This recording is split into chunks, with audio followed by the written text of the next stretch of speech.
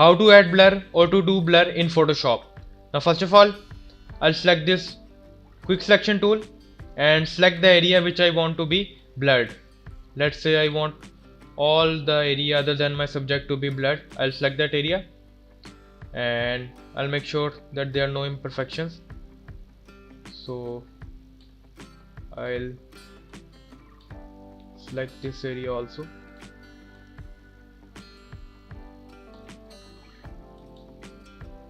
So you have to cut that precisely so that there should be no blemishes. I'll go to this filter option and select this blur, and these are different types of blur. So let's say you can select anything. I will select this simple blur.